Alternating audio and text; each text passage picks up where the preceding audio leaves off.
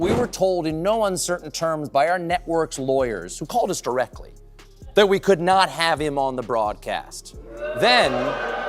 Then I was told in some uncertain terms that not only could I not have him on, I could not mention me not having him on. A network called a host and told him he could not interview a guest on his own show. Then they told him he couldn't tell his audience that he wasn't allowed to interview the guest. They wanted the silence to be silent about itself. StephenColbert walked onto that stage and did both. Which country are you watching this from right now? Drop it in the comments, because what happened on this stage is not just an American story anymore. It is a blueprint for what happens when a government tries to control what a comedian is allowed to say. Here is what happened, and every piece of this is documented, public, and on the record. On the 21st of January 2025, the chairman of the FCC, a man named Brendan Carr, appointed directly by Donald Trump, released a letter. The letter said he was considering removing a decades-old exception that allows talk shows to interview political candidates without triggering something called the equal time rule. It's an old FCC rule that applies only to radio and broadcast television, not cable or streaming,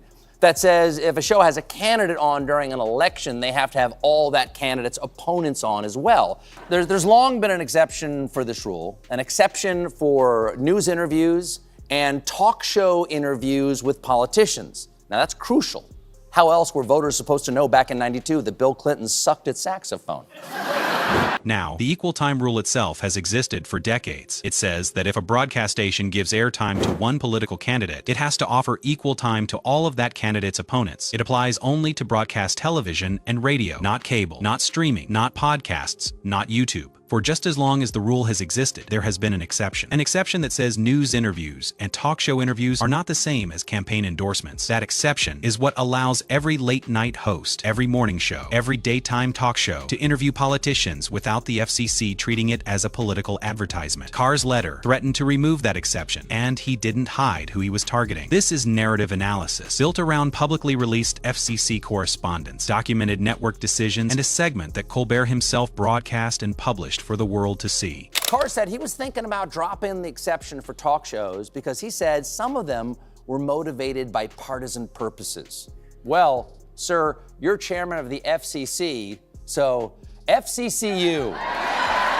The head of the FCC, the man whose job is to regulate broadcast television, told two of the most watched hosts on broadcast television to leave broadcast television. That is not regulation. That is eviction. And the landlord works for the president, whose name those hosts keep saying on air. But here is where it shifted from threat to action. If Kimmel or Colbert want to continue to do their programming, and they don't want to have to comply with this requirement, then they can go to a cable channel or a podcast or a streaming service, and that's fine. CBS, the network that airs Colbert's show, didn't wait for Carr to actually change the rule. They enforced it preemptively. Their lawyers called the show directly and told Colbert, "You cannot interview Texas State Representative James Talarico tonight. He is a candidate. The FCC might enforce the equal time rule. We are not taking the risk." Colbert was told he couldn't have the guest on. Then he was told he couldn't tell his audience that he couldn't have the guest on. Two layers of silence.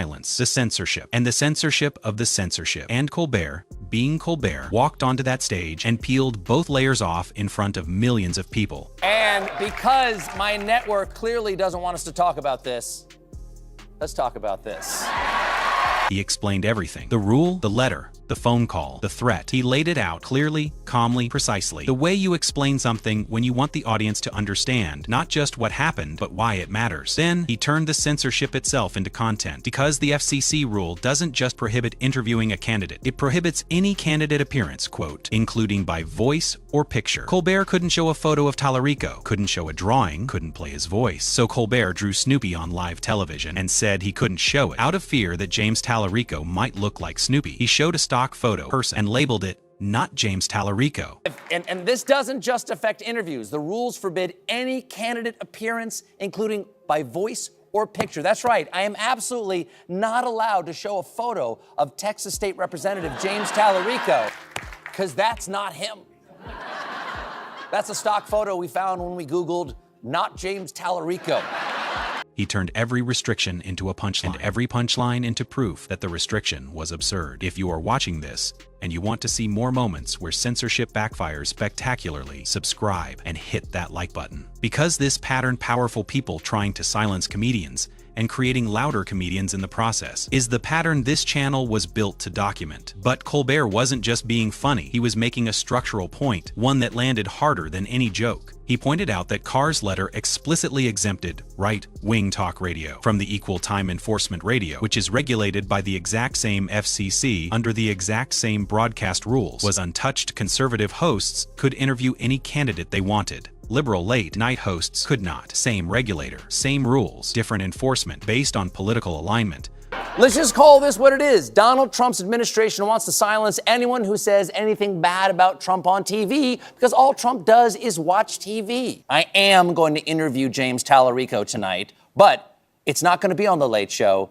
It's going to be on The Late Show's YouTube page. And that is the part the FCC letter didn't account for. You can regulate a broadcast, you can threaten a network, you can call lawyers and issue warnings and open investigations, but you cannot regulate defiance. You cannot investigate courage, and you cannot shut down a man who turns the shutdown itself into the show. Subscribe to the Narrative Brief and turn on notifications. They keep trying to shut it down. It keeps getting louder.